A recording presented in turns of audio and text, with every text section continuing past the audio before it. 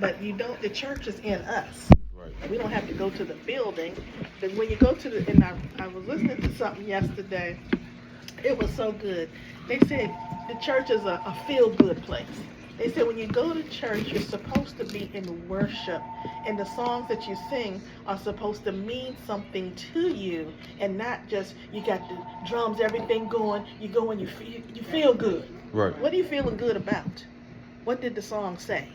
And then when the preacher come in, he adding on to the feel good. He's adding on to the feel good. Yeah, they'll especially around this time of the year, they'll probably start the sermon with like something like Merry Christmas, and then the congregation is gonna say Merry Christmas back. Then he'll say God is good, and the congregation say all the time. And then that's the beginning of them getting you to feel good. And before you know it, You caught up. You all caught up. you're trying to calculate at the end of the month where all your money in your wallet went. And they're going to talk about that money. Yeah. They're going to talk about, will you rob God? But yet he said, how are you robbing me in tithes and offerings? I said, well, so that's a turnoff for me. Because what I give is, if I give, it's between me and God. It ain't between nobody else, the church. And I don't need to fill out no paper to make no commitment to say how much I'm going to give. That's what they were doing. So a church was doing that. They wanted a commitment for some type of fun. They always got some kind of fun, you know. So the thing is, awakening, bringing people out, and not going with the heathens, with the traditional stuff, because that was all done by design, to keep you in the dark, to keep the evilness upon you, because you're not going to be with God, with the Lord, because you're so busy with the world. This is worldly stuff. And you got to get down to the nuts and bolts of what God and what Jesus wants us to do. Right. And get away from the tradition. Yeah, get away. You just reminded me, so with this red book, it's called the Apocrypha, but you can see underneath it says authorized King James. King James Version. Uh-huh. And also, I don't know if this one has it. Well, yeah, this is from Cambridge University. You know how people always talk good about Cambridge University, like it's a good place to study from. So I'm saying that to say that this is a real legitimate version of it. Version, and also Bible books that aren't in our regular King James versions, but you have ones that you can buy with it in it? Within it. Oh. So this is placed in between. So this is after the Old Testament, but before the New Testament. Okay. Because does that have Ezra's and all that in there? Because I know when I listen to Geno Jennings, sometimes they'll say, give me Ezra's or something. I said, well, it ain't in the regular Bible, so he talking about that Apocrypha. Yeah, exactly. That's what he was referring to. Yeah. So before I get into my point, the Bible deals with history as well. Because in the New Testament, when our Lord and Savior was living, the people basically tried to trick him because they thought, he's coming as a king right now to overthrow Rome. Because that was the people that were ruling over us at that time. Basically, they're asking him, who does the tax money go to? And he's like, the Lord basically replies saying, render unto Caesar what is Caesar's. Basically saying you still got to pay taxes. Like, that's not changing. But that part don't change. Exactly. That part don't change. So you can kind of make a bridge or a correlation with if he had to pay taxes back then to the Romans, and we pay taxes to America today. That will let you know that we're under them, because you have to pay taxes to whoever is ruling over you. But the point I wanted to make is you said we got to get back. We got to leave the heathen traditions and get back to our own. This is 2nd Maccabees chapter 6, and I'll start at verse. Xavier, why don't you just get me one of them, please? Yeah. Apocrypha. Yeah, I can. Yeah, I might as well now before they start increasing the price or increasing the price or changing it. One or the other. Yeah, one or the other. It's 2 Maccabees chapter 6 and verse. I'll start at 14. Actually, no, I'll start at verse 18. Get straight to the point. So it says, Eleazar, one of the principal scribes, an aged man, and of a well-favored countenance, was constrained to open his mouth and to eat swine's flesh. But he, choosing rather to die gloriously than to live stained with such an abomination, spit it forth and came of his own accord to the torment, as it behooved them to come that are resolute to stand out against such things as are not lawful for the love of life to be tasted. But they that had the charge of that wicked feast, for the old acquaintance they had with the man, taking him aside, besought him to bring flesh of his own provision, such as was lawful for him to use. So basically, they have an older man. This is during a time where you couldn't profess yourself to be a Jew or even keep the Sabbath. They'll kill you. They'll kill you. So you have an older man that's basically, you could say, like a leader, or to comparison today would be like, I don't know, like Al Sharpton or someone like that. So they know that this older man, he's very zealous or very loving of the laws of God, and they have another man with him that's like his close friend, and they're telling the Greeks, they're the ones that have us in captivity at this time. They're telling his friend, go tell this guy Eleazar, you don't have to eat the pork. We'll give you chicken or something else to make it look like you're eating the pork, but really you're eating the chicken, so that way you're not breaking God's commandments. So what you're saying, that's trickery. It's trickery. That part, what are they saying? Because that's what because you're saying don't eat chicken and don't eat the meat. No, he's saying. No, this was, they were trying to trick him and eating something that they know he was totally against. He stood by that because that's what he believed in. Not to eat meat. Not to eat the pork. Not to eat the pork. So But- basically, they're trying to. It's two. Is that in Matthew It's in 2 Maccabees. or the Maccabees? Yeah. So they're trying to. It's two different tricks going on. The first trick is that you have the friend trying to tell him, like, just take this food instead of the other one, and we'll be okay.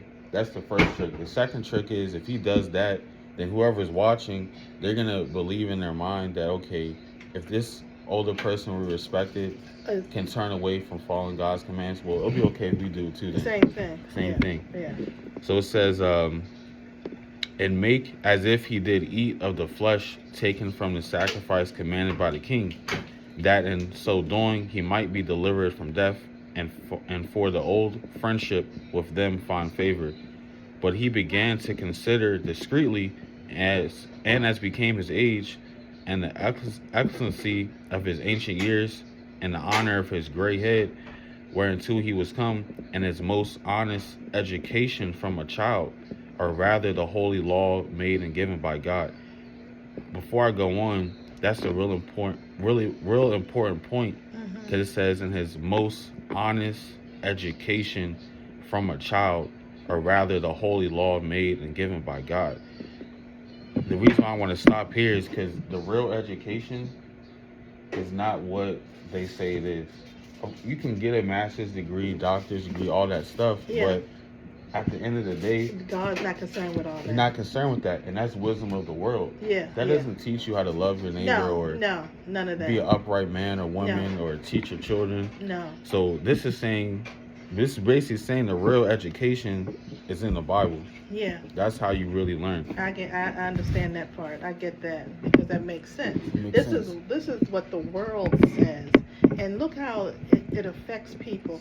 People get upset because they can't afford to go to college. They're down on themselves.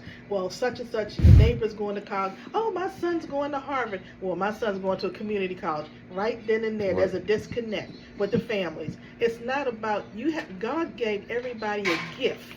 Whatever that gift is, that's what he wants you to use. And if you want to go further your education to enhance that gift, that's different. But the mind that when you graduate, you're going to college, going to college, going to college. You're programmed. So when you teaching the Bible words to the people, that part that you said came from Maccabees. So everybody's not reading Maccabees. No. Right. And that's okay. Is it anything related like that in the Bible that you can For education, Because see, it might be fine, but here again, you still have to break that down so they can really understand it. I know you don't understand what I'm saying. It came from X, Y, Z. This is the beginning. Yeah. You got to tell them that for them to get that. Yeah. But then when you do, you still have to break it down to their terms so they can understand it. Because after all, like They're babies with the programmed. milk for the Bible. They've been programmed for years, and even Yeah, that's what I'm adults talking too. about. So We're they talking gonna about be adults, lost. They grown gonna be adults. yeah, You're talking about grown adults like myself, been in church forever, and now the light bulb just came on. Yeah, and that's okay, You know, the Lord shows mercy on us, and we just go with His plan. Yeah. But I would say the closest thing to that would be, you know, how Paul talks about him being a Pharisee of the Pharisees, and a Pharisee is basically just a scholar of the law. Mm-hmm. So that's how that was their education brought up. Mm-hmm. I mean, they knew like math and all that type of stuff because they making tents and fishing and all that. So they weren't dumb just because they didn't have a degree. Right. You know, so going back to the point of we need to leave the traditions of the world. Mm-hmm. This is 2 Maccabees 6 and end of 23. Or rather the holy law made and given by God. Therefore he answered accordingly, and willed them straightways to send them to the grave. For it becometh not our age, said he, in any wise to dissemble, whereby many young persons might think that Eleazar, being 80 years old and 10, so that he was 90 years old, and were now gone to a strange religion, and so they, through mine hypocrisy and desire to live a little time and a moment longer, should be deceived by me, and I get a stain to my old age and make it abominable. For though for the present time I should be delivered from the punishment of men, yet should I not escape the hand of the Almighty, neither alive nor dead. Wherefore now, manfully changing this life, I will shew myself such an one as mine age requireth, and leave a notable example to such as be young to die willingly and courageously for the honorable and holy laws. And when he had said these words, immediately he went to the torment. So he was willing to die about God's laws. You know, and be tormented. He didn't care. Because you have people, you know, especially of our specific tribe, which would be Judah, the same tribe that Christ comes from, so-called African Americans.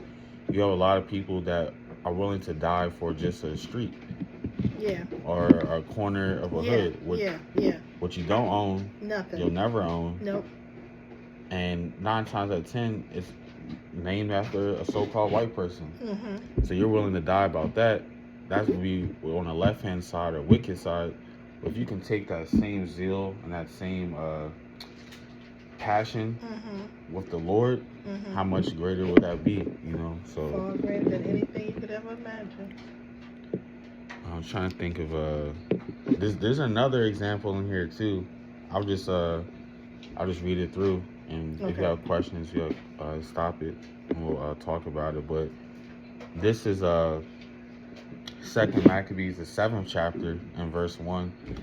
It says, "It came to pass also that 7 brethren with their mother were taken." So a family of 7 boys and a mother, and compelled by the king against the law to taste swine's flesh. So we keep hearing that this is the second time we're reading that it's against the law to eat the swine's flesh. So let's just say, you know how. But you said it was against the law. Right. No, you talking about it's against God. It's a God's law. But they said to eat it. They want them to eat it. Right. They want. But it was against God. That was in the Old Testament, right? So it was in the Apocrypha, which is after the Old Testament. So I know the point that you're thinking of. what it's talking about with Peter in the New Testament, I'm just going to go over really quick, but it's talking about people being clean and unclean. Because, remember, for context, during this time period, you couldn't confess that you were an Israelite or a Jew. Or you couldn't. So what exactly? So what do you think some people did out of fear? They say, you know what, we're gonna leave our fathers and the God's laws, and we're gonna do what the heathen are telling us to do because we don't want to die. Which means, hundreds of years go by. Now you might look at that person, it's a disconnection. Even though you're the same tribe, you might look at that person as a heathen because of how they live and their lifestyle versus how you live yours. So for one, you might think that you're better than them. You know, they're an unclean person, like get them away from you. So that's how that dynamic, that's how we get from the Old Testament to the New Testament where they're treating each other like that. Because there's a time period where you can either keep God's commandments and die, or you can stop keeping God's commandments and live and do the ways of the other people. Of the world. So the ways of the world. So that's how that happened. But just so we have context of the law that it keeps referring to, this is Leviticus chapter 11 and verse number 7.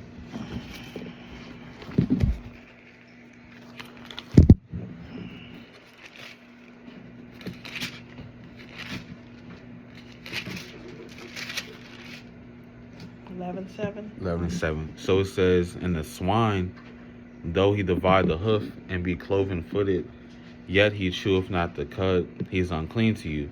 So the reason why the Lord is saying, because it has some characteristics that would be considered clean, but one of the characteristics it doesn't chew the cud. Like a cow, it has, I believe, 2 stomachs, if not 3. So it digests food, then it goes to another stomach and digests it, then it goes to a third stomach if it has one, and then digests the food. The pigs or swine, they don't do that. Not only do they not have the same digestive system as a clean animal, but they also don't sweat.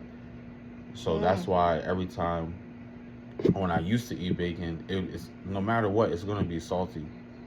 Because they don't sweat, so they're holding all those toxins in. Yeah. Then it says, of their flesh shall you not eat, and their carcass shall you not touch, they're unclean to you. So we're not supposed to eat pork. And in Maccabees, we're going to read about how serious they took such a simple thing of just a dietary thing, which you really, on a normal day, you have a choice, right, to eat it or not, or even to buy it. You have to buy it first before you can even eat it. Yep. So it's really a choice thing. So this is 2 Maccabees 7:1. You have I'll pull it up on your phone and I'll read it from your phone, and then you can read it from here. Okay.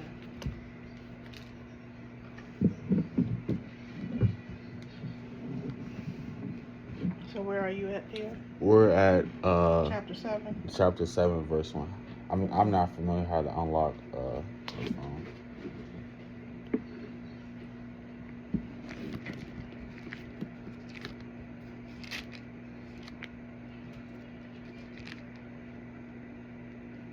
You need a Bible pulled up? Yeah, I was gonna just go to Google. Okay, and, well, you do what you do then. Yeah, today's the 29th, I think.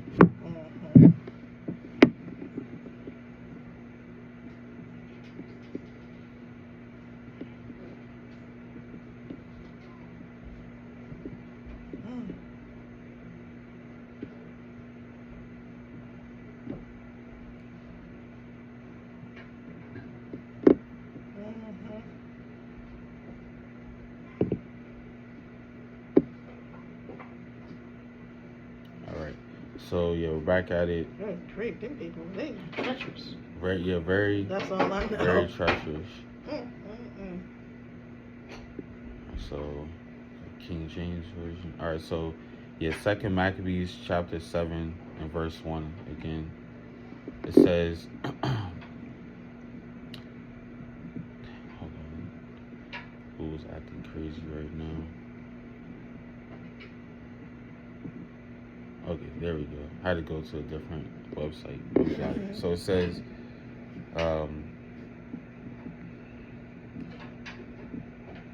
and it came to pass that 7 brethren with their mother were taken and compelled by the king against the law to taste swine's flesh, and were tormented with scourges and whips. But one of them that spake first said thus, What wouldest thou ask or learn of us? We are ready to die, rather than to transgress the laws of our fathers. They said, look, we didn't just grow up about this. Like, we really believe this. Believe in it. We're not, like, who are you? Like you're nobody. We worship God, we don't worship man. Right. Verse 3, then the king, being in a rage, commanded pans and cauldrons to be made hot. And before I continue, even within these first 3 verses, we can see how wicked and demonic these other people are. The king that's referring to, I believe, is King Antiochus the Fourth, or King Antiochus Epiphanes. Basically, he was a Greek ruler. His father used to be the same, run with Alexander the Great. That's where they come from. It says, verse 4, which forthwith being heated, he commanded to cut out the tongue of him that spake first. So, and also, this is kind of like hip talk. We know what it means to be heated or to be hot. We know what that means to be mad. That's not like, that's how you know this isn't a white man didn't write this, because that's slang. Heated, that's slang. It says, which forward being heated, he commanded to cut out the tongue of him that spake first, and to cut off the utmost parts of his body, the rest of his brethren and his mother looking on. So just imagine this. You have your oldest son. You see your oldest son get his tongue cut out. Then they cut off the utmost parts of his body. So that's probably like his hands, his feet, his foot, maybe his ears, right? Things that you need. You and your other 6 sons are watching this. Yeah. Now see what happens. Now when he was thus maimed in all his members, he commanded him, being yet alive, to be brought to the fire and to be fried in the pan. Good gracious. All this is happening. You hear it. Let's see what the oldest son does. Let's see what he does. And as the vapor of the pan was for a good space dispersed, they exhorted one another with the mother to die manfully, saying thus, The Lord God looketh upon us, and in truth have comfort in us, as Moses in his song, which witnessed to their faces, declared, saying, And he shall be comforted in his servants. So when the first was dead, after this number, they brought the second to make him a mocking stock. And when they had pulled off the skin of his head with the hair, like this is like, these are actual events. Like this actually happened. The first son got everything cut off. Yeah. Now the second son is getting his head scalped back. They asked him, Wilt thou eat before thou be punished throughout every member of thy body? But he answered in his own language and said no. The language, his own language, is Hebrew. And he said no. Wherefore he also received the next torment in order as the former did. And remember, the basis of this is really one, because King Antiochus has like a god-like complex.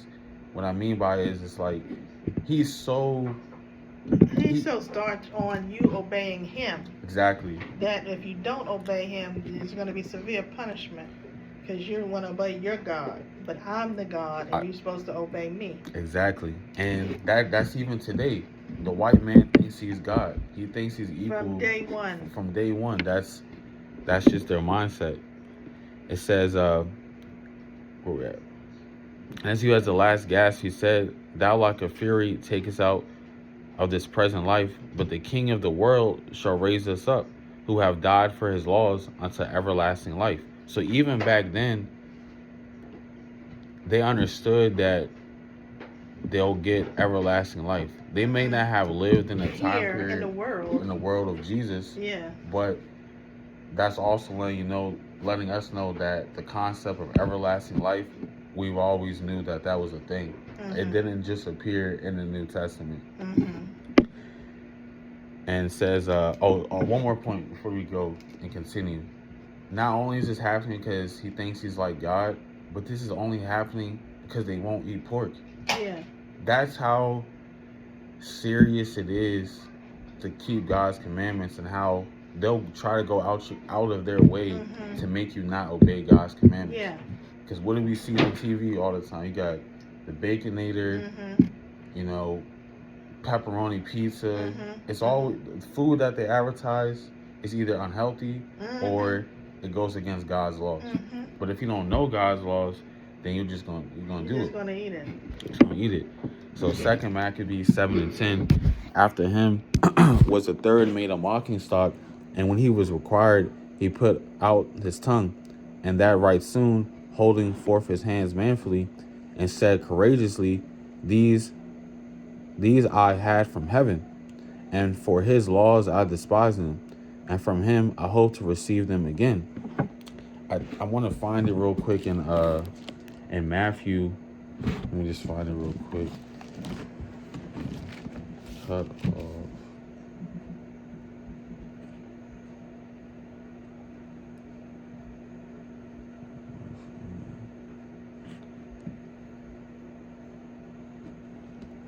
Because it talks about the What Lord. chapter is it? I think it's Matthew. Let me see. Might be Matthew chapter 10.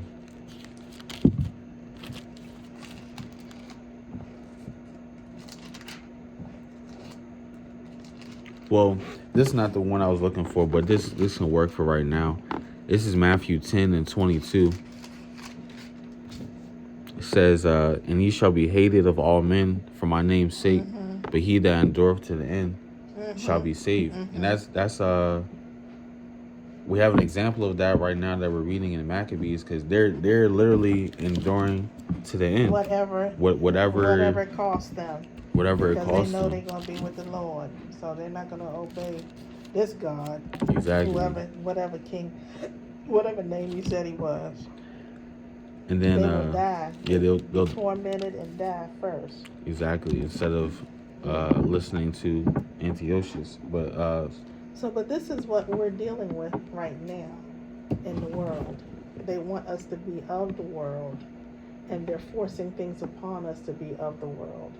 They're brainwashing us through television, cell phones, videos, advertisements, tradition, holidays. They're brainwashing us so badly that we don't even know who our own God, the Creator, is. Yeah, that's I think that's Isaiah 1:3. The book of Isaiah. I'll wait till you get there. Isaiah 1:3.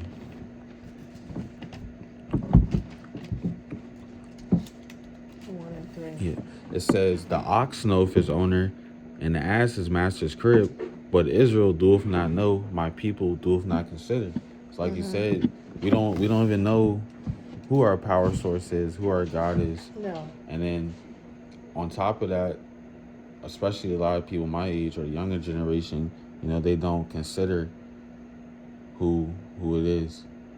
Like when we were out on Saturday, this one guy, he stopped, and we asked him, does he believe in God? He said, yeah. Then we asked him, do you believe in the Bible? He said no. So it's like you said, it's that disconnection that we don't know. We basically just lost. Yeah. Just lost. Yeah, because you have to start somewhere, and this is where he left this for us. I know people say, well, you can't, but I have to believe this. Yeah, I can't go with nothing else, and I have to believe that this is what he left for us to live by, because other than that, it'd be chaos, and nobody would have a chance to be saved. You wouldn't have a chance to be saved. But he gave us all free will. He gave us a brain to understand. So you have to decide who you're going to be with. You're going to be with the world, or you're going to be with the Lord. We know it's a process. It takes time, especially if you've been doing things all your life the wrong way. Right. Because it hasn't been the right way. It's habit. It's habits. You go to church every Sunday. And if you don't go, you're like, oh, I missed church Sunday. And then if you go to church, oh, that was a good sermon. Why was it so good? Right. The song was so, oh, they sang today. Okay, what did it do for you? What did it do for you? Did it minister to your heart? Did the words bring you closer to God? Did what that person preaching, did it make you want to go home and look at it further in your Bible? How did it bring you closer to the Lord? What are they preaching about? They go to theology, school of theology. That's the biggest brainwash in the world. Mm-hmm. Because you got a church. When I drive through sometime, I said, look at the church here, church there. It don't make no sense how many churches out here. It don't make no sense how many churches are on one little street. But they're all teaching something similar and something different. But the school of theology is going to teach you worldly stuff because it doesn't come from God. You don't. The leaders don't come from the school of theology. They're born. Because God uses anybody. He used murderers. He used people that were just not so good people, bad people. Technically, Paul was a murderer. Yeah. He was persecuting the disciples, and so that's what I'm saying. He used those kind of people. So you don't go to school of theology because that's what you said you want to do. Right. Yeah, exactly. And then I'm going to read this verse before I say my point. This Jeremiah 1:5. It says, before I formed thee in the belly, I knew thee. And before that I came as forth out of the womb, I sanctified thee. And I ordained thee a prophet unto the nations. Like you're born. He did that. Yeah, the Lord did that. The Lord, not school of theology, not your own brain telling you. And most people that I feel that has a calling, they fought it. They fought it until they couldn't fight it anymore because they were like, me? I'm not getting ready to do this. That's what y'all did in the Bible. And then they said, then finally the Lord get to them and they can't fight it no more. And they go out and say, okay. And I told Mom, I said, I believe Kenny is one of those people that the Lord called him. I don't know whether he went to school of theology or not. I don't think he did. But I think that he was called upon because he's a person that does it from the heart. He does it from the heart. And I remember Nisi saying a long time ago, she said, Kenny, she said, he changed. She said, she said, sometimes I come past his room, he'd be in the room on his knees praying and stuff. That's and reading, what his mother. Yeah, and reading his Bible. That's when she first knew that he was, committing himself, giving himself to the Lord. Yeah, that's like Jonah, the prophet Jonah. He tried to run away from it. He did. He ran away, and God said, okay, let me give you another shot. And Jonah pleaded with the Lord. Because the Lord told Jonah to go to Nineveh, and Jonah said, I ain't going there. Yeah. He caught a ride on a fisherman's boat and went somewhere else. And God said, okay. And the fisherman's boat was topsy-turvy. They said, who are you? Where'd you come from? But you got our boat going this and back and forth and up and down. They said, we don't know. Our boat was fine until you got on here.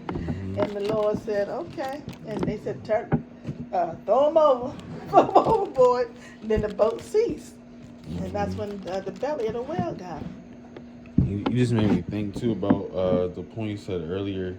Because if we compare a school, right, or a classroom, the objective is for you to leave there learning something.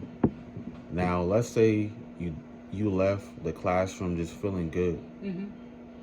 They probably didn't learn nothing. Didn't learn nothing. So if we take that same logic and apply it to church, if you're just leaving church feeling good, you probably didn't learn nothing. It's a feel-good church. They all feel good. Well, it is in a sense, because I understand what you just said, but back it up a little bit. When I was working with those kids, I felt good when I found out that they accomplished something. Yeah. And you were working with the kids that God is going to protect anyway. So they can't help but themselves. people would say, adults would say, well, I don't know why you're doing that. He or she not gonna get it. I said, that's what you said, because you're not taking no time with the child and see if he or she can get it. You'll just give it one try and say, that's it. He can't get it. He, she can't get it. I said, it's not like that. They said, well, Miss Clipper, well, why, how come they do it for you? I said, because the kids know that from I love them. They know it. They have extra senses. Yeah. They can sense. Yeah. And so they're gonna do for Betty over because she's mean and she's not saying the right words, she's not taking time. And she don't care. Yeah. But for you, you're taking time and you feel my needs and it's just something about, and God's still working with that too, because that's what he does, you know. That's what God does with people. Everybody can't do that. No. Everybody don't have that gift. But like I said, he gives everybody a special gift.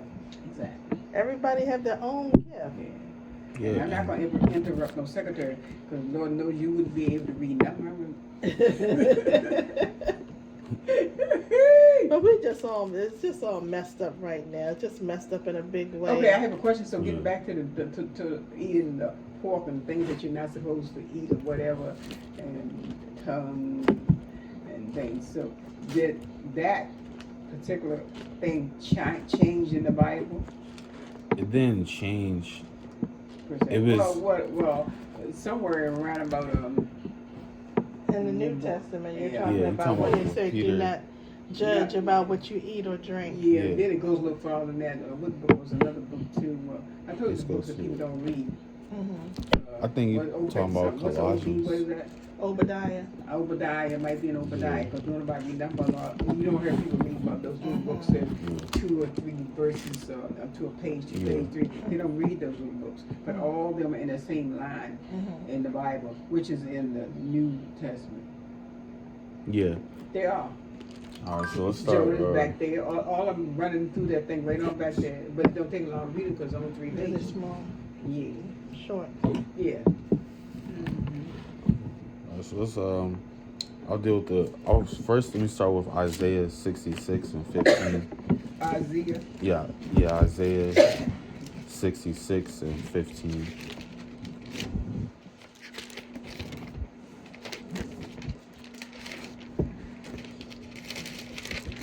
Where he running? That's the last one of us, Isaiah, Mom.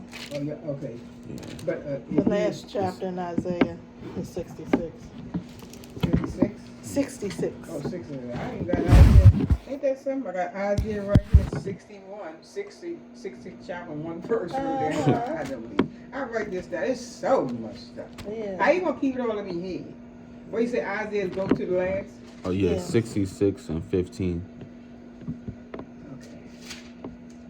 Oh, okay. 66? Yeah. Oh, break that down to Jeremiah. Too far down there, huh? It's right right I got before 59 Jeremiah. right here, so what I go to? 60? 66. Oh, 62. 3, 4, 65. Okay, 66 what? Yeah. 15. Oh, go to 15 verse? Yeah.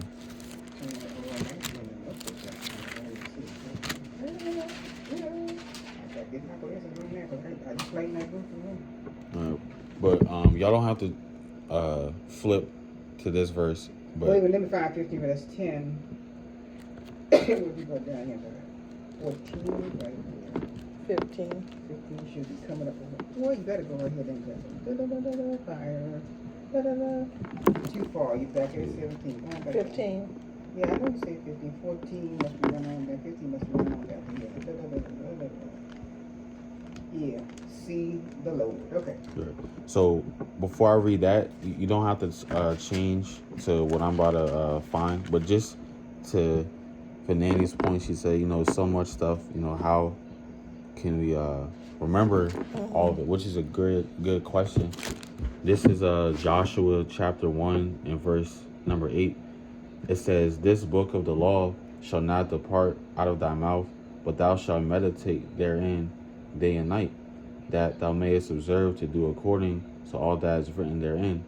For then thou shalt make thy way prosperous, and then shalt thou have good success." So a good way to, of course you're not going to remember everything, but just to be in the Word daily. And that only an added benefit of being in the Word daily. He just said, "Then thou shalt make thy way prosperous, and then shall I have good success." So we have success in life, but the true good success really starts when we are diving into the Word every day. And then one more. This is Acts. So we got Old Testament. Now we'll go to an example in the New Testament. Okay. This is the book of Acts, chapter 17 and verse 11. These were more noble than those in Thessalonica, and that they received the word with all readiness of mind. To receive the word with all readiness of mind, you have to have an open mind. And search the scriptures daily, whether those things were so. So just for context, during this time period, they couldn't just flip to different books how we are. It was more so on scrolls or like word of mouth. So once they heard the things that they were being told by the disciples, they said, wait, okay, that sounds good, but let's go back later on today or tonight and let's go examine and see if what they're saying matches up with this. So you have to want to know more about the Lord and read through the verses to memorize it, to Give me that understand it. Acts again. Acts what? That was Acts 17 and 11. And then what was the one before that in the Old Testament? Old Testament. That was Joshua 1 and 8. Okay. So back to the food topic. This is Isaiah 66 and 15. It says, "For behold, the Lord will come with fire, and with his chariots like a whirlwind, to render his anger with fury, and his rebuke with flames with fire." So this is basically what the world calls Judgment Day, right? So this is what Isaiah is prophesying about this time. "For by fire and by his sword will the Lord plead with all flesh, and the slain of the Lord shall be many. They that sanctify themselves and purify themselves in the gardens behind one tree in the midst, eating swine's flesh, and the abomination and the mouse shall be consumed together, saith the Lord." So we know that the Lord, he's not double-minded. He's not unstable in his mind like a mortal man. Like you might feel one way one day and then months later you feel a different way. What the Lord said is what the Lord said. Like he don't change. So now you can't, and you're not supposed to change the word. not supposed to change the word. So now going to the New Testament where it talks about that's in Colossians, the second chapter. Is it first? Second part. Colossians is chapter 2. Isn't that a first and second? That's Corinthians. Oh. So which one are you talking about? Colossians, that is after it's after Philippians, and it's before Thessalonians. Yes. Back this way, Apabaka or something is back there. Nah, that Habakkuk, that's in the Old Testament. But you in the New? Yeah, we're in the New Testament. So we gotta go through the map. Yeah, you gotta go past Matthew. Beyond Matthew. What was the verse, chapter, verse? 2. Not Ephesians, is it? No, not Ephesians. 2 and 16. Colossians? Yeah, Colossians 2 That's the and one 16. that back where it says you shouldn't be judged by what you eat and drink. Exactly. That's what that says back there. I mean, that's how I remember that book. So it says, "Let no Which man." one you got? What verse are you reading? 16. 16? Yeah, sorry. In Yeah. chapter 2, verse Oh, 6. chapter 2. Yeah, Got it. verse 16. It's 16 verse. Okay, got it. So before we actually read that, just to get more of the context, I want to start at verse number 8. It says, "Beware lest any man spoil you through philosophy," which can go into theology, right? "Through philosophy and vain deceit, after the tradition of men, after the rudiments of the world, and not after Christ." That's a mouthful right there. Yeah, That's a mouthful right there. it is, because Well, let me read what mine says if I can read it. Tradition of men, It says, rudiments of the world, not after Christ. mine says, can you see? A little bit. It says, it says, don't let anyone lead you astray with empty, what's that word y'all use? P-H-I-L-S-P-H-Y. Philosophy. Philosophy, or how you say it,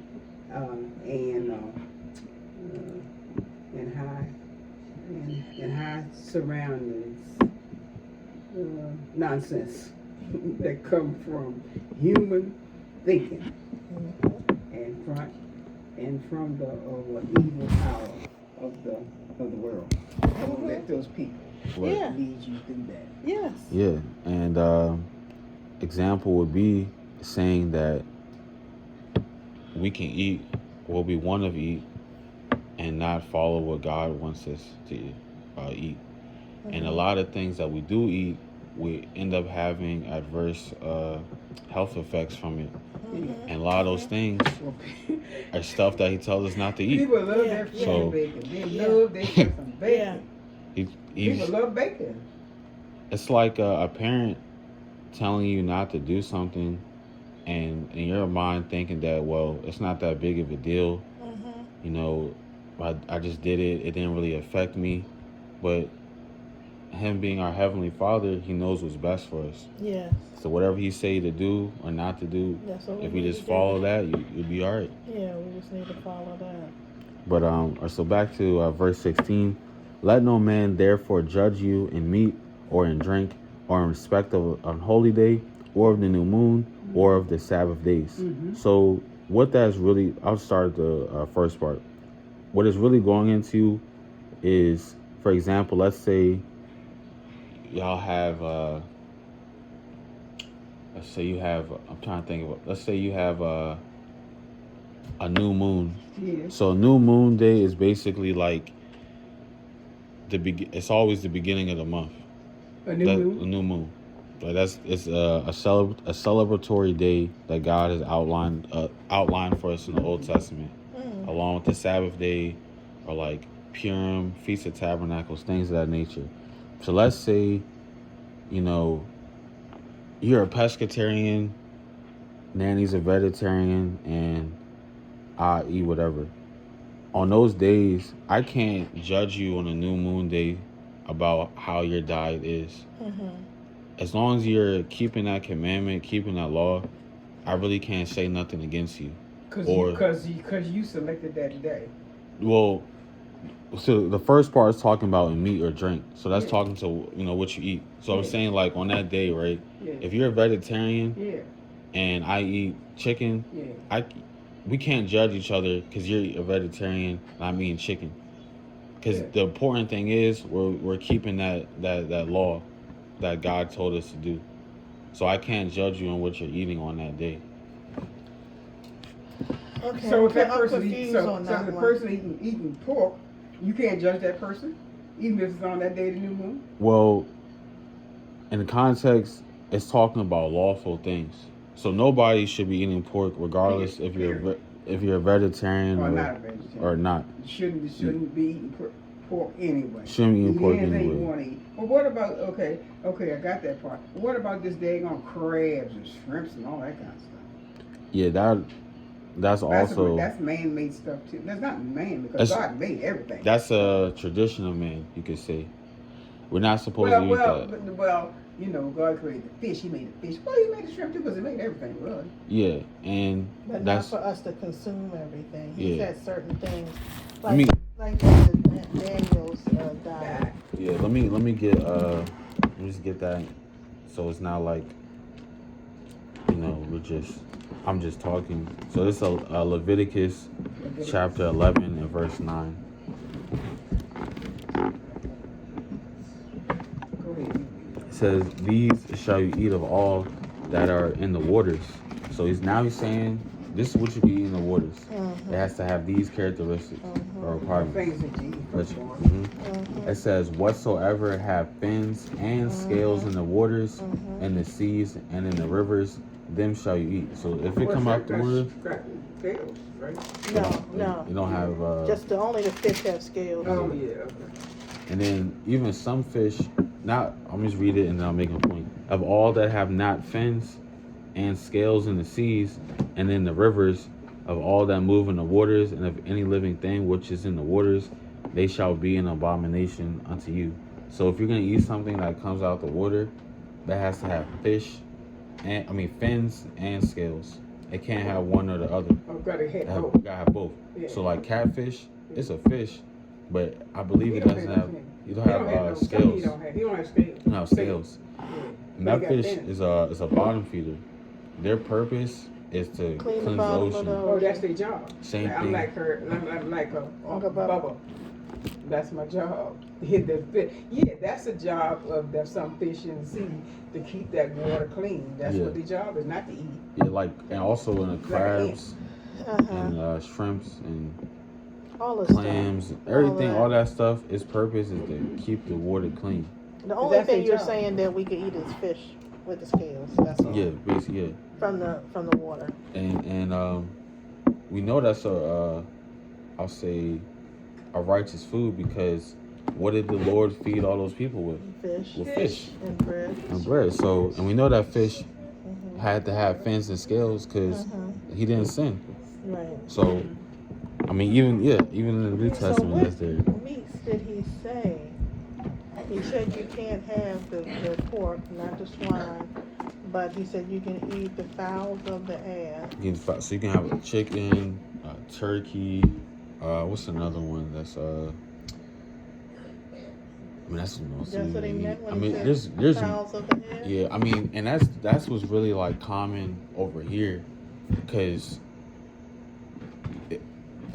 our ancestors weren't living here; they were living over in so-called Middle East. Africa.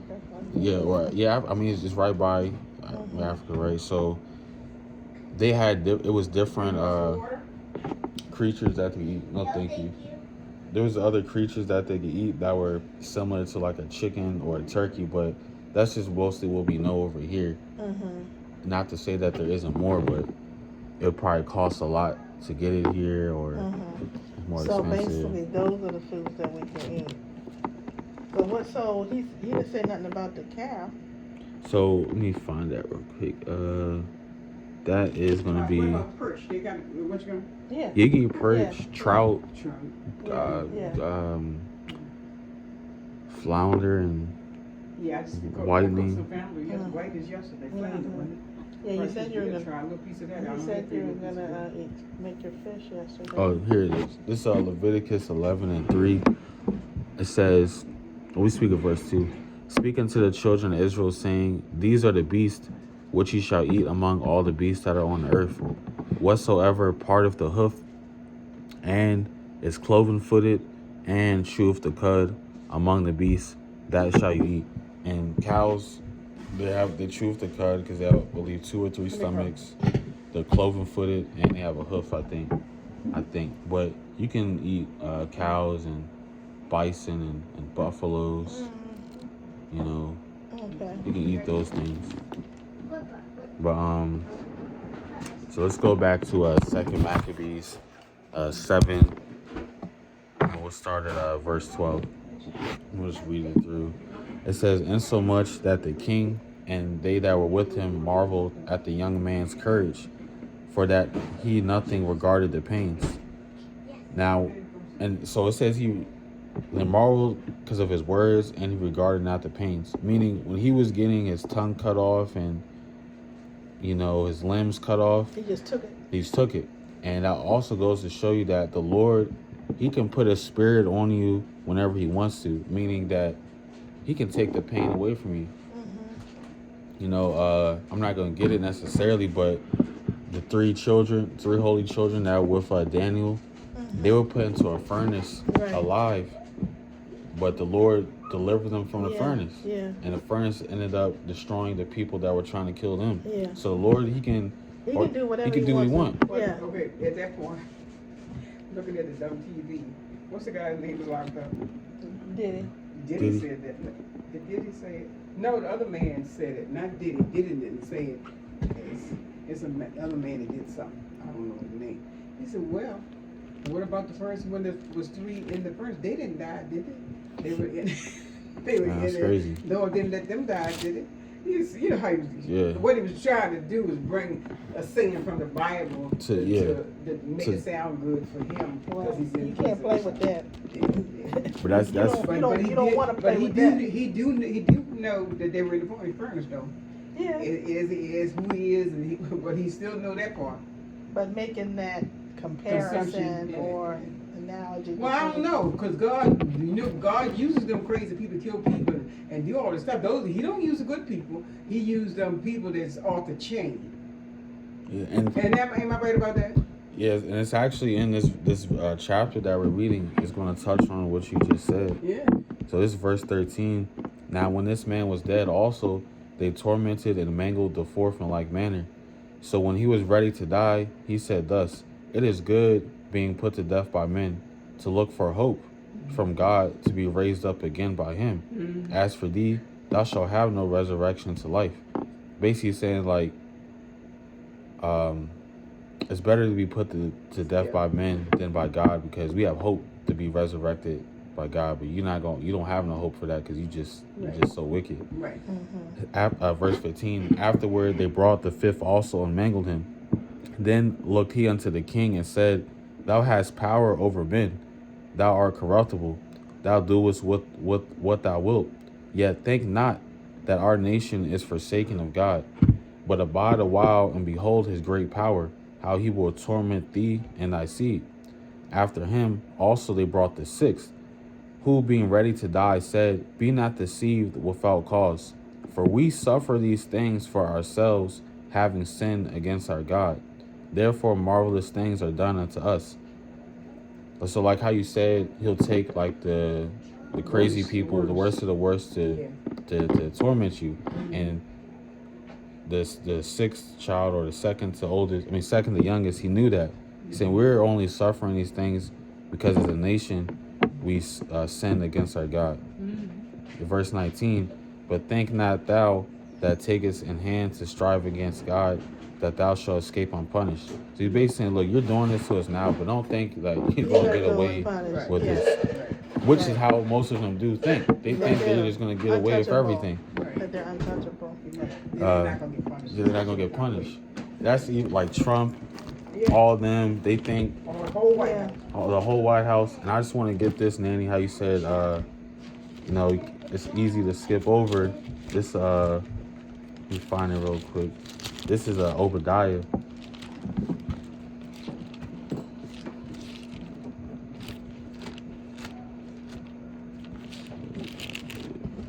The mighty book of Obadiah, chapter 1. I'm just going to get straight to the point. Verse 3 says, talking about, now who Obadiah is talking about, he's just talking about Edomites, so-called white people. I'll start at verse 1. The vision of Obadiah, thus saith the Lord God concerning Edom. So everything in this chapter is just talking about Edom, one nation. We have heard a rumor from the Lord, and an ambassador is sent among the heathen. Arise ye, and let us rise up against her in battle. Behold, I have made thee small among the heathen. Thou art greatly despised. So what Obadiah was prophesying is kind of happening now. A lot of different people before, like, in the 30s, the 20s, the 40s, they had respect to America. But now it's like, we don't even want you around us. You're always lying and stealing. They don't have no respect for no America. respect. Not at all. It says the pride of thine heart have deceived thee, right? Because you think you're just going to escape with all this stuff that you're doing to us. That thou dwellest in the clefts of the rock, whose habitation is high, that saith in his heart, who shall bring me down to the ground?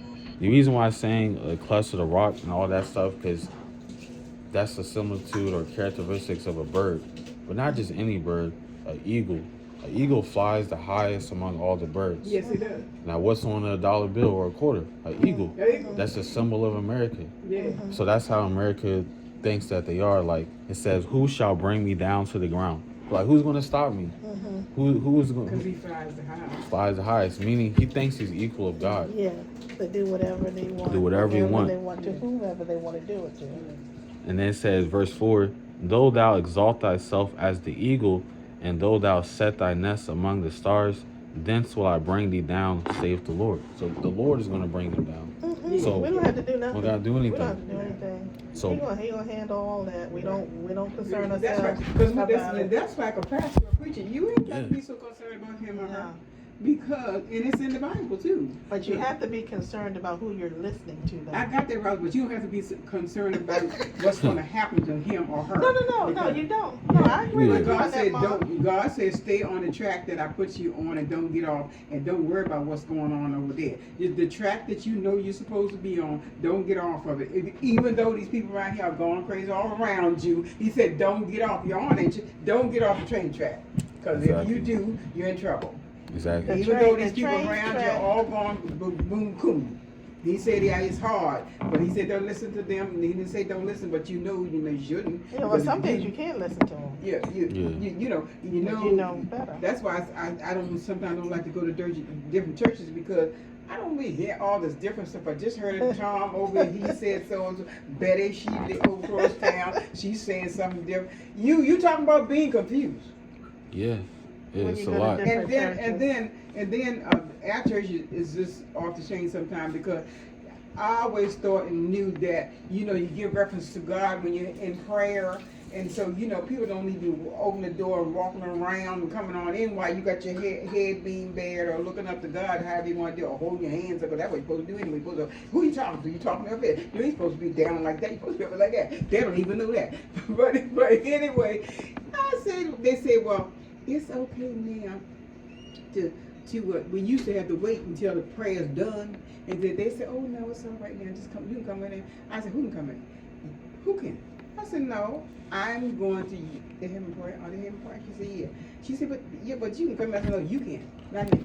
And I said, because I respect anybody saying prayer. I don't want to interrupt you while you saying your prayer. Ross, I need you for a minute. I'm shaking you, Ross. No. Yeah. You talking to God and you having your prayer. Yeah. And they say it's all right. I said, for y'all, it's all right. Yeah. Right. If y'all want to do that, that's fine. Yeah. I'm not doing it. Yeah, that's what you have to stand up for what you believe in. Yeah, and that's the same thing. That's the same thing. You got right people trying to do right on this side. You got him on the wrong side. Just cause there's so many on this side. It's like I told you. You going in the store sometime, and I witnessed it. There's two lines, and everybody's cashier. Both people are cashiers on both lines, and this line is very long. That line only got 3 people, and you say to yourself, "Why is everybody In that in long this line?" Come to think that people just as crazy as cashier because that's the same line. Everybody following suit over on this line and still getting over this line. Yeah. They don't. Same thing. Don't Same even go thing. down And so further if to you're going see. out spreading the word, you do it, tell it like that, because that way they can understand it. Yeah. They ain't gonna understand all that stuff in the Maccabees and all that, because you got that up in your head you're supposed to, because you're the leader and you gotta know. So when they ask you a question like that, you got the answer. That's why you gotta read Maccabees, right? So you know. And But I see that sometimes. I said, why they all on that one line? Because they're following suit. Following the people. Not going out to say, well, let me go down Then they here. said, why you get this so why- fast? I just went over in that line where nobody was there. Yeah. But back to the point in Maccabees about just bringing it back Maccabees in. is good because they do tell you, give you the answers. Yeah, just bringing it back into where we just left off from, how we know that the wicked people and these wicked nations, they're not gonna escape unpunished. Oh no! I think. Oh no! So I know. now that was just the following part. This is verse 20. So I'll just read it. But the mother, right? The mother was marvelous above all and worthy of honorable memory. For when she saw her 7 sons slain within the space of one day. Let's see how she reacted. She bare it with a good courage because of the hope that she had in the Lord. So her faith never wavered. Never wavered. She didn't say, Don't don't kill my son. We'll do what you want us to do. Exactly. She didn't do that. She didn't say, save him. Don't do it. Don't kill my son. She said, no, we all going down this road together. Now we serve the same God. Exactly. Now it says, yea, she exhorted every one of them in her own language, filled with courageous spirits And stirring up her womanish thoughts with a manly stomach, she said unto them, I cannot tell how you came into my womb, for I neither gave you breath nor life, neither was neither was it that I formed the members of every one of you.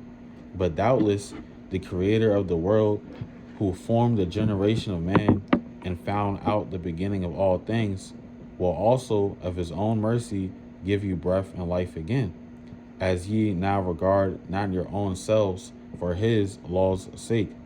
Now Antiochus, thinking himself despised and suspecting it to be a reproachful speech, whilst the youngest was yet alive, did not only exhort him by words, but also assured him with oaths that he would make him both a rich and a happy man if he would turn from the laws of his fathers, and that also he would take him for his friend and trust him with affairs.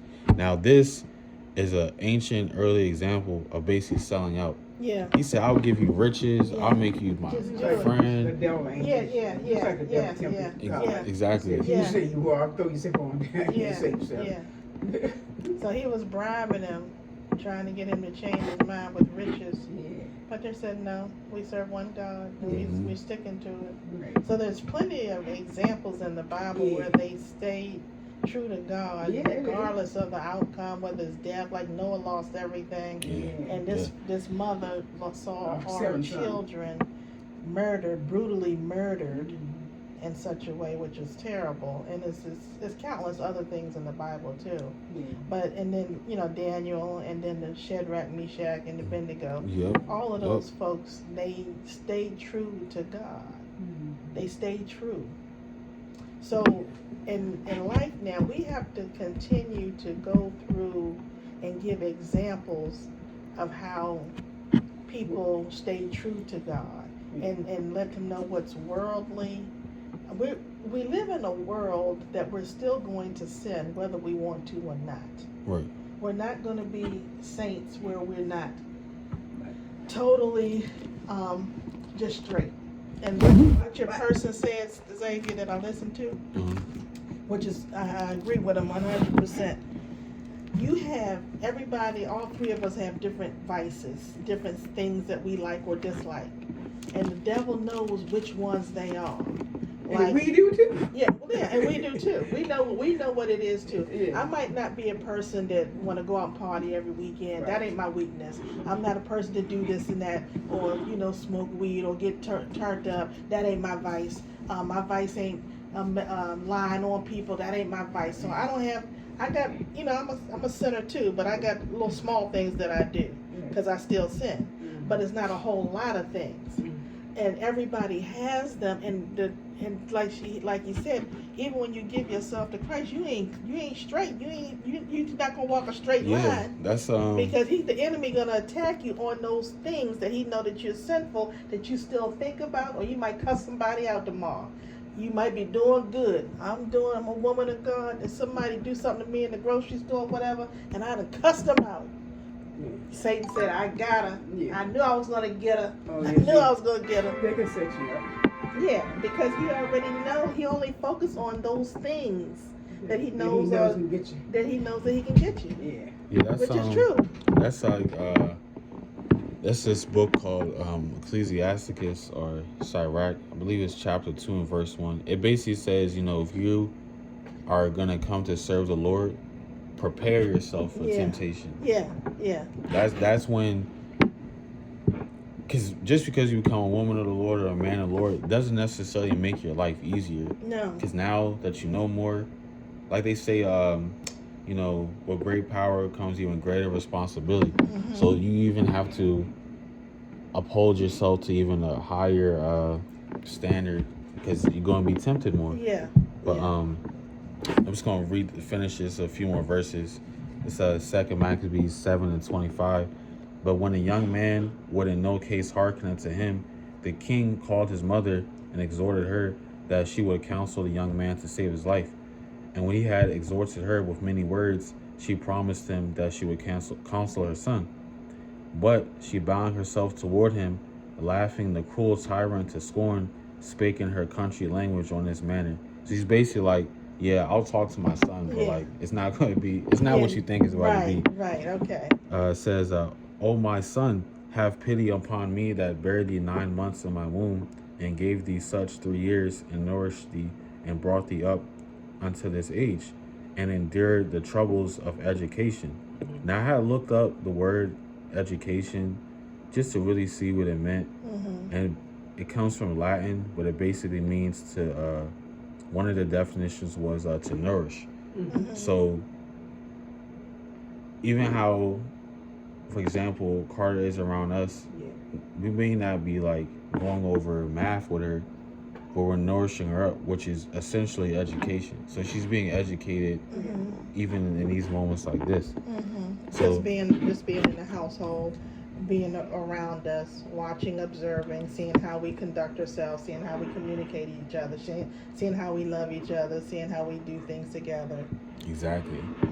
This verse 28. I beseech thee, my son, look upon the heaven and the earth, and all that is therein, and consider that God made them of things that were not, and so was mankind made likewise.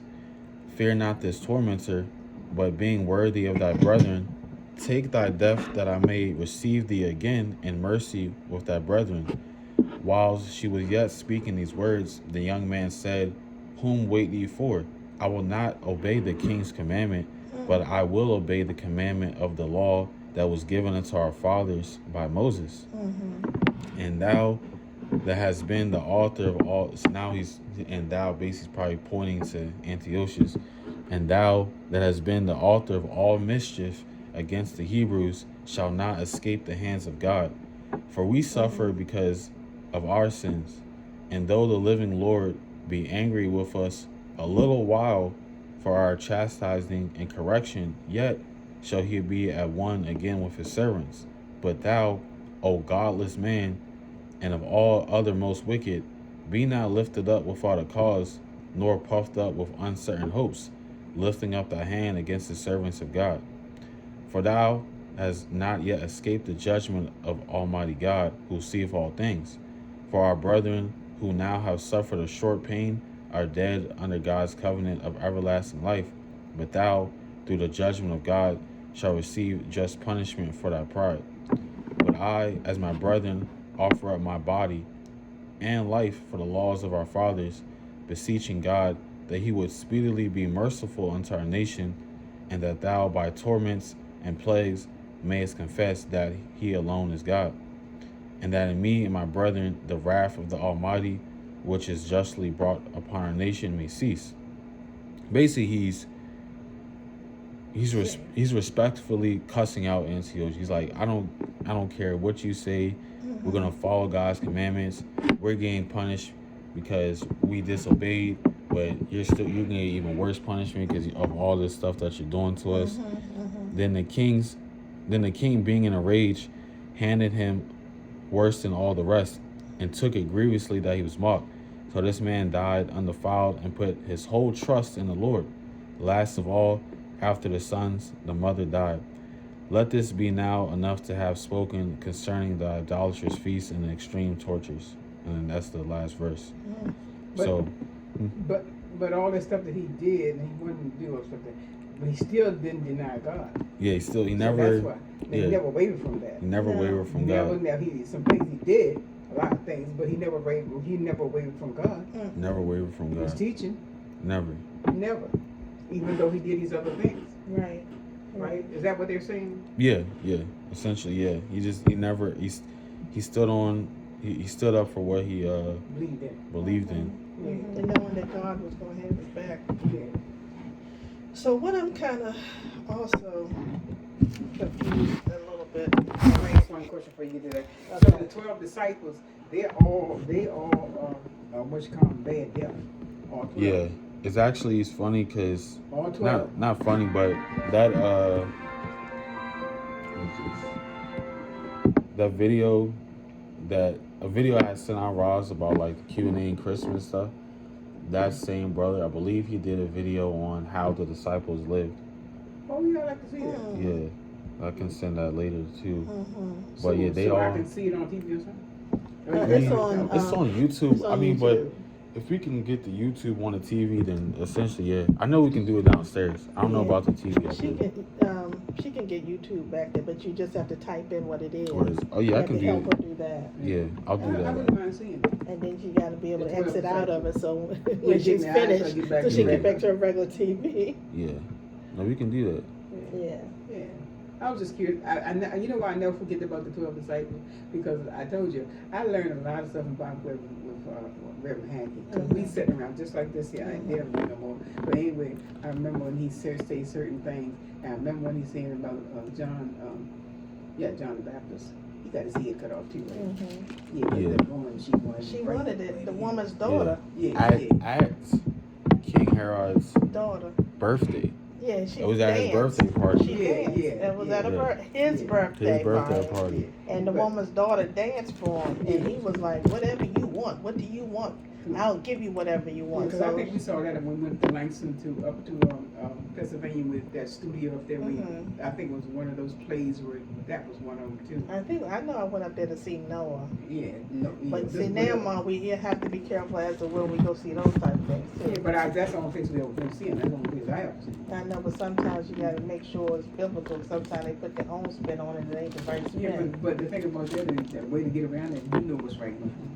Yeah. So you know the So wrong stuff in there. we went to see Noah. We went to see Noah. That was pretty kind of like, I don't know how much you can finagle around Noah. And Noah, it is what it is. What were the disciples doing anyway to come through such horrible deaths at that particular time when they got killed? What were they doing? Well, for one, being but put in on the the end, cross. I did read it. I don't know what book it was. I did read that God had it back. Of course. Yeah, the 12 disciples. But I they, read in one of the books. I forget what books. I had to write stuff down. it's not. It don't say it in here. This is more But the so disciples- like it doesn't But it doesn't talk about Bible. their deaths necessarily. That's more so like research you would have to do outside of it. But however, But it doesn't go and say all this about details about the death. But in the Bible, in one of these books, it does say that the disciples were saved. it don't say that they were saved. It does say that they would judge.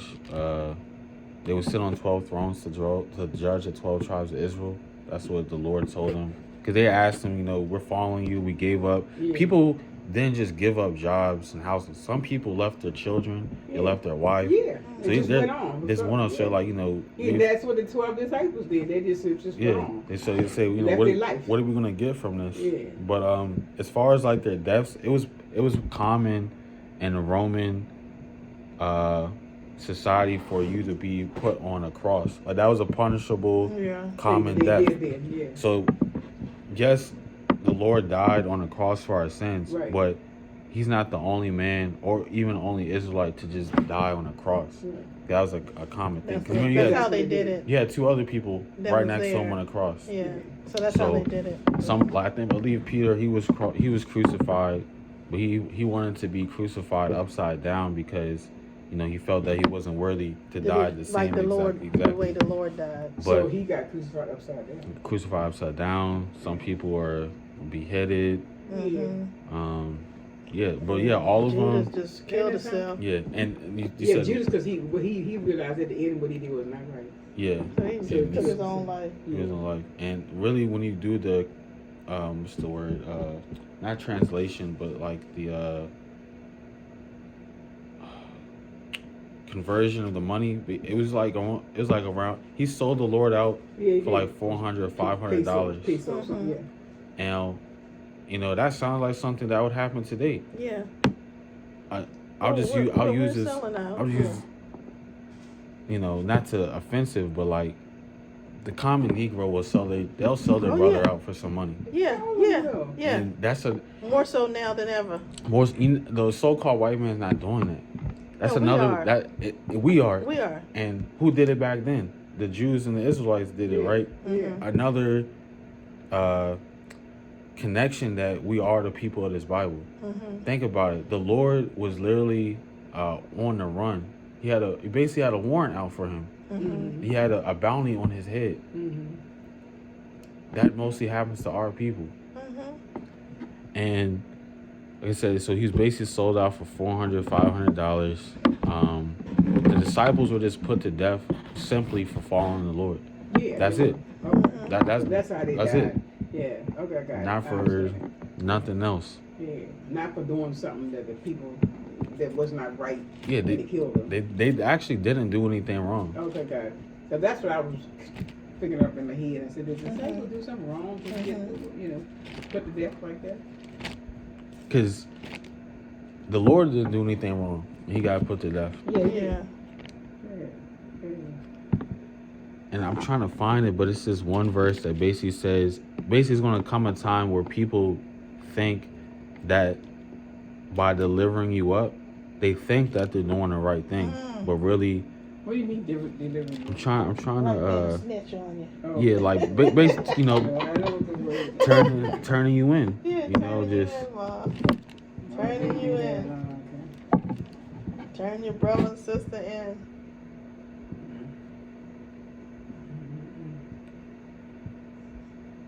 Trying to find it real quick. Because what he wants us to do is to work on ourselves and to But stay in he and to also stay. wants to work on ourselves, but he also wants us to go out and do what we need to No, do. no. Spread But the what word. I'm getting at is to work on ourselves so that we're not judging other people. Well, He doesn't want. He don't doesn't want us judge. I know. to judge other people because we got to own our own issues that we need to deal with. Yeah, because So he wants take us the to love out work. of my eye for it, but take it out of somebody else. I Yeah, he already wants know how us it to work goes. on ourselves, Yeah. and then we can Yeah. help other people Right, yeah. as we work on ourselves, so we can be an example Right. to other people. He wants us to be the church is in us. He wants us to be a light, and he wants us to show that to other people. What better way is to show through your actions in your everyday who you But are? then he also said we need to have the Holy Spirit in us. Yeah, Word does only say- he will give us that. Yeah, that's what Only his he word can. say. Only he can give The us Holy that. Spirit. Yeah. Only he can give us that.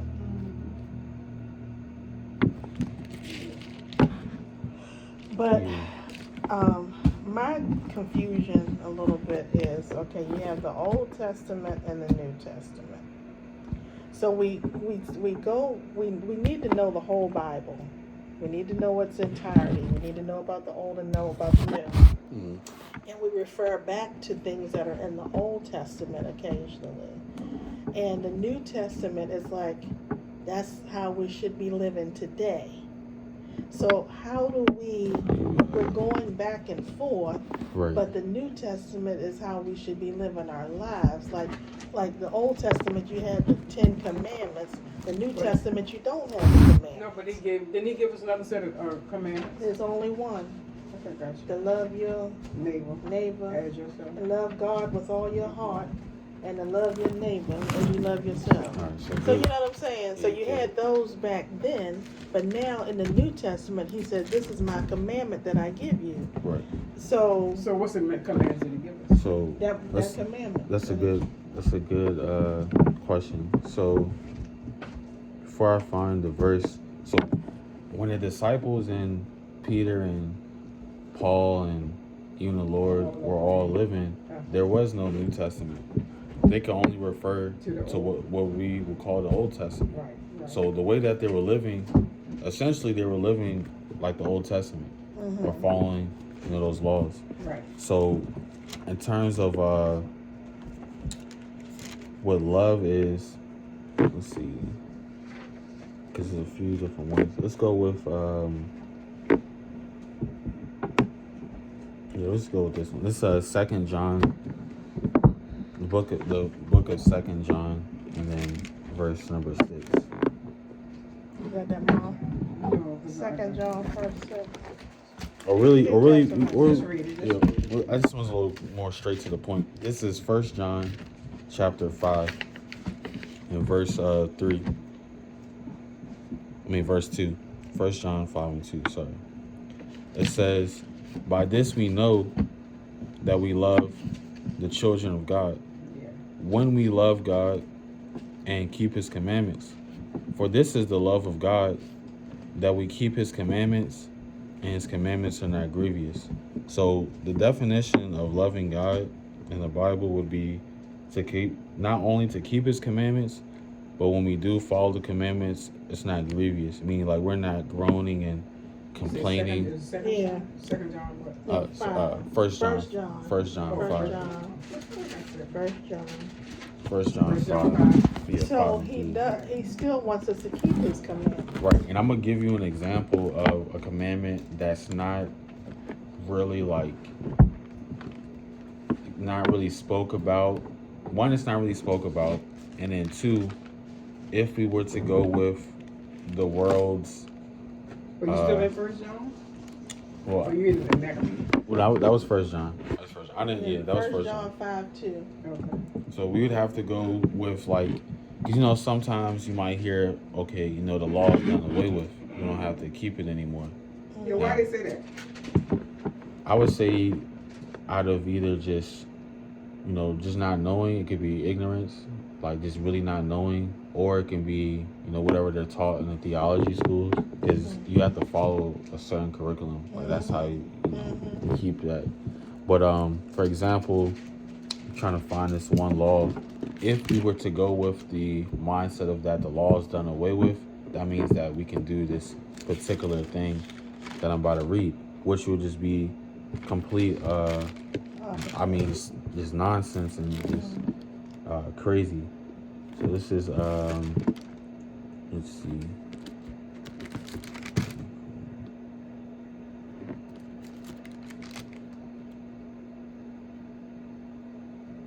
This would be Okay, let me read. Can I read 5:1? yeah. It says, Oh yeah. it says, everyone who believes that Jesus is the Christ is a child of God, and everyone who loves the Father loves his children too. We know we love God's children if we love God and obey his commandments. Loving God means keeping the commandments, and really isn't difficult. Exactly. So if you love God, just keep the commandments. So this is again, this would be crazy. Again, so the point I'm making is, some people say we don't have to keep the laws anymore. Yes, we do. But Well, that's why they're given. yeah, but I mean, I'm just saying in a general sense. I got you. Because what we think here in this household is different from outside everywhere. Because some people just say you don't have to keep the commandments. Right? Well, what are the reasons for don't have to keep? They say the laws died when Jesus died on the cross for our sins. That the laws are done away with. You still gotta have some laws. Yeah, I know. I'm just talking to you. Yeah, you say you still. Yeah, of course you do. But So what we're gonna follow if we don't follow the 10 Commandments? Yeah, the commandments. So what do we follow? Even though he was on the nail on the cross, so what would we follow? It's not a strong defense. It don't make no sense. But this is Leviticus chapter 19 and verse 29. All right. Now this one. That's in the beginning. That's in the Old Testament. Yeah, I don't know how it reads in that version of the Bible you have. It might be a little bit more graphic than what's in the King James version. Yeah, Leviticus 19 and 29. It just says, "Do not prostitute thy daughter to cause her to be a whore, lest the land fall to whoredom and the land become full of wickedness." So there's a law in the Bible to basically don't let your daughter be out here, acting crazy. Yeah. That's a law in the Bible. Yeah. So, again, not how we think, but how most people think that the law is done away with. Well, that would mean that this is okay. Right, exactly. Which is crazy. Which is not. But it's not okay. So that's why I said sometimes people may say that out of ignorance, because if they were to read this, they would say, okay, well that can't make sense. Right, exactly. That wouldn't make no sense. Right. There's even laws in here about who to marry, not to marry your relatives and stuff like that. Yeah, certain things about They said don't do that, don't do this, don't do that. Yeah, about sleeping with people and all that stuff. So I mean, that's in here too. Yeah.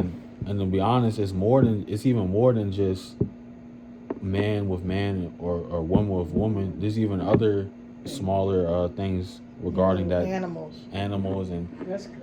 so They was having sex with animals. They was doing everything. yeah. Everything Even under the in sun.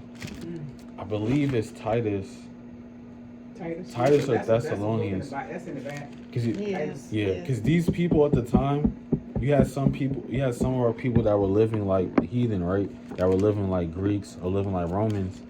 They and adopting those customs, Mhm. you had people, men sleeping with boys.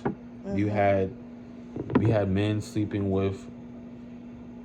Let me see if I can find it before because I don't want to even misquote it because it's that. Let me see. It would be.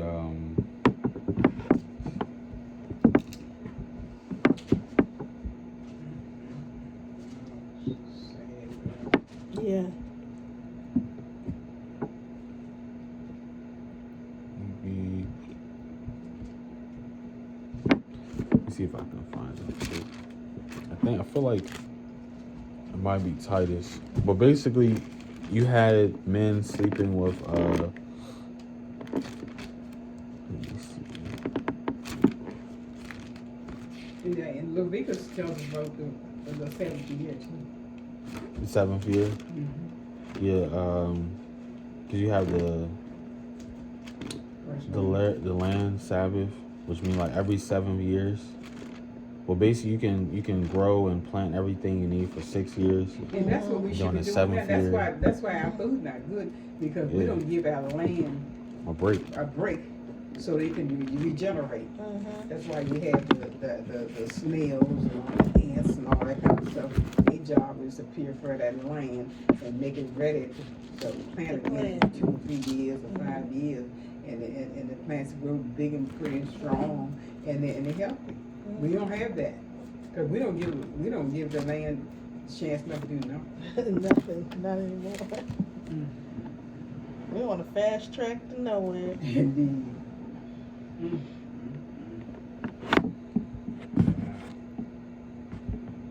Yeah, the land of the Jubilee. Yeah, I'm gonna read that again. Yeah, redemption of the property. Yeah, I'm gonna read that because I don't think it's that. Oh yeah, I think this was First Corinthians, the 5th chapter. 1 Corinthians 5 and. Sometimes you have to read this stuff over. 5, yeah, 5 and 1. What does it say? First Corinthians Yeah, what? 1 Corinthians chapter 5, Verse 1. verse 1. Okay, 3, 5. Okay, 4, 5. I don't have it all. I don't have that one all calculated.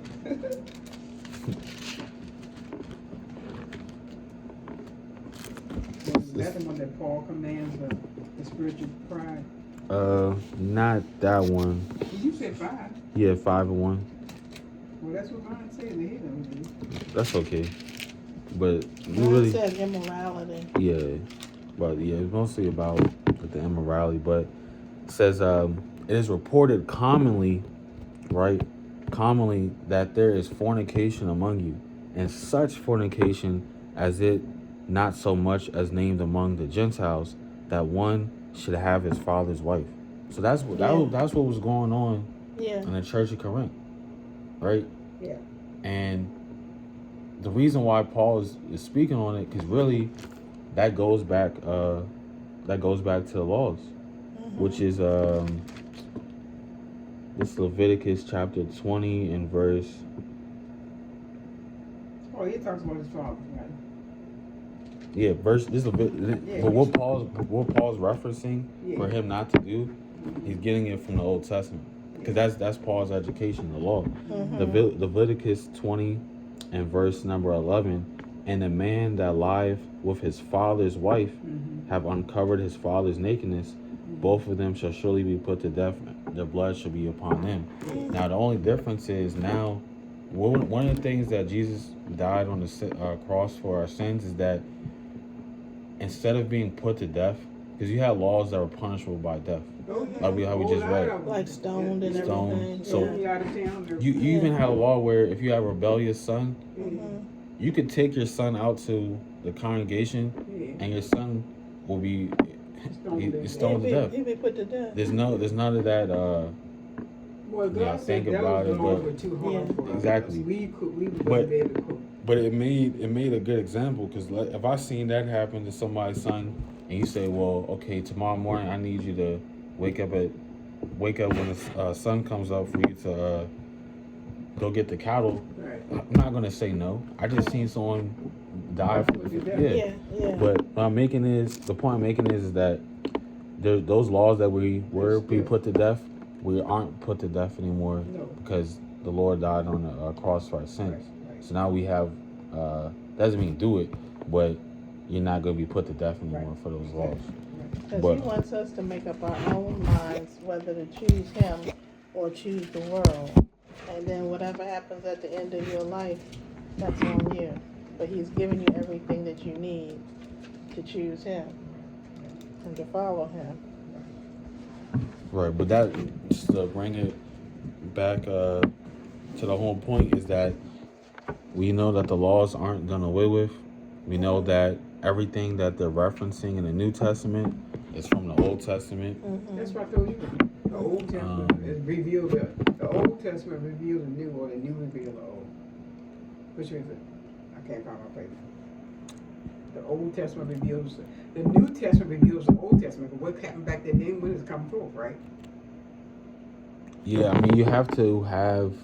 You can't know where you're going if you don't know where Where you've you been. been. The old, so Yeah. Hey, where you been? That old saying is true yeah. too. That saying is true. Any more?